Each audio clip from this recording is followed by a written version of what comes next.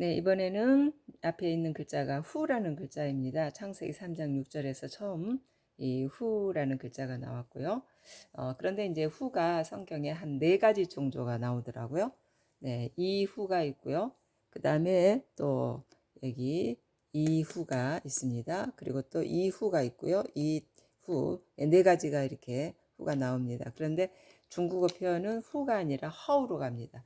모두 다 허우로 가죠. 자, 그런데 창세기 3장 6절에서 나올 때는 말하자면 시허우.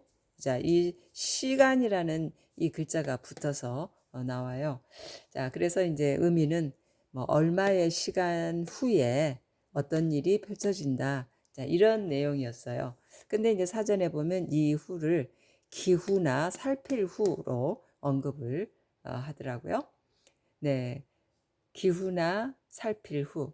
자, 그래서 이제 이야기를 한번 꾸며본다면, 이것은 활을 쏘는 관역으로 얘기를 합니다. 그리고 이것 자체는 이제 화살이고요.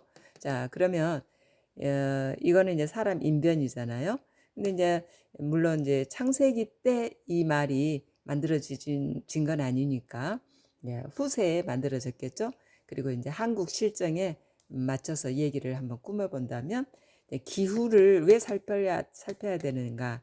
이제 무관을 뽑을 때요. 활쏘기가 일단 첫째지 않습니까? 그래서 이제 무관을 뽑기 위해서 무관 과거를 이제 시험을 본다 이거예요. 근데 무관 과거 시험을 보게 되면 방을 일단 붙여놓으면 방방곡곡에서 찾아올 거 아닙니까?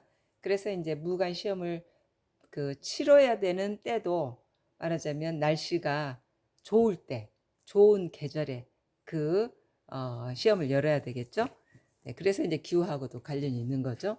그리고 이제 방방곡곡에서 찾아올 때 지금처럼 교통이 좋은 것도 아니고 전부 걸어서 오잖아요.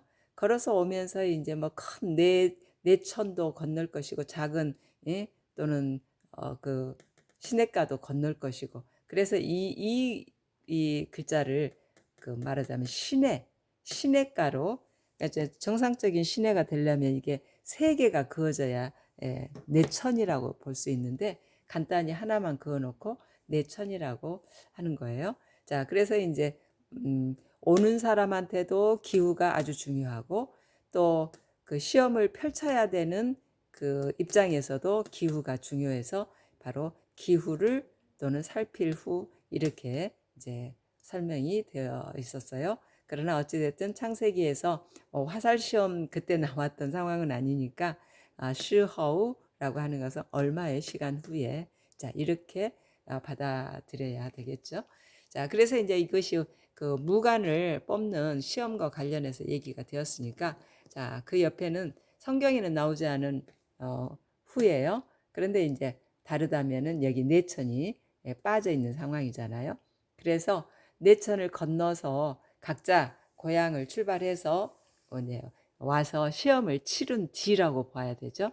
자, 시험을 치러서 말하자면 화살 그 관역에다가 정확하게 명중을 한 사람에게는 바로 제후 말하자면 벼슬을 내렸다는 얘기죠.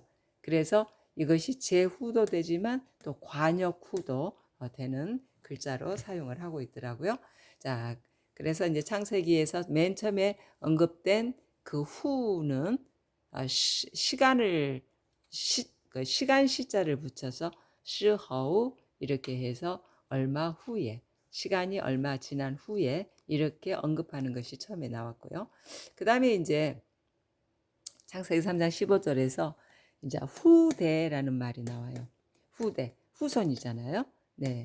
그래서 이제 여기 글자를 보면 쌍인변에 어릴료 그리고 거를주 이렇게 해서 이제 글자가 나왔는데 이거는 이제 후대를 얘기하더라고요. 근데 그 후대를 사전에 보면은 임금후라고도 되어 있어요. 당연히 이제 후손을 통해서 임금의 자리가 이어지니까 또 그렇게 해서 설명할 수가 있었겠죠.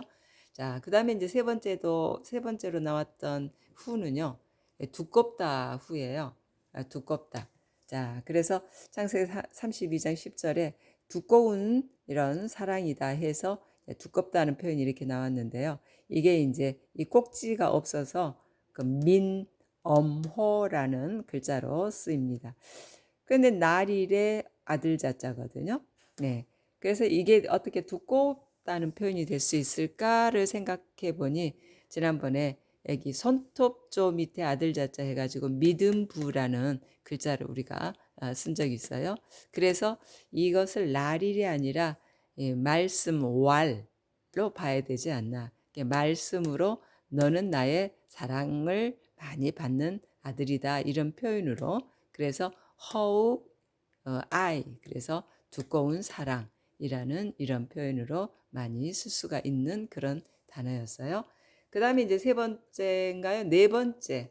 이거는 이제 이것도 후로 나옵니다. 후. 그런데 이제 말하자면 이후하고요. 자, 후대할 때 후하고 번체냐 간체냐 이 차이라고는 해요. 그런데 번체 성경에 여기 후대할 때도 이 글자도 나오지만 또 이 글자도 번체 성경에 또 그대로 나오는 거예요. 네.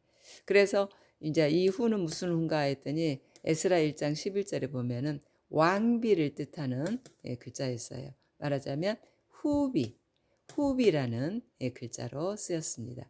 자, 중국 표현은 허페이라고 하죠. 그리고 이게 이제 왕비한테 씌워주는 관. 그래서 후관 이렇게 해서 성서에 한 네 가지의 이런 후라는 글자가 나오는데 저 자신도 이 후가 어느 때 어떻게 사용되는지 좀 정확하게 좀 정리를 하고 싶어서 이 오늘은 후라는 글자를 가지고 한번 정리를 해봤습니다. 어찌됐든 얼마의 시간이 지난 후 이렇게 처음 후는 등장했고요. 그 다음에 이제 후대, 후손의 대를 잇는 어떤 걸로 후가 등장했고, 그리고 두꺼운 사랑, 네, 그리고 그 이제 왕비, 후비라는 이 글자로서 이렇게 후라는 글자가 네 가지 정도 있었습니다. 자, 그래서 오늘은 후라는 글자를 한번 정리를 해봤습니다.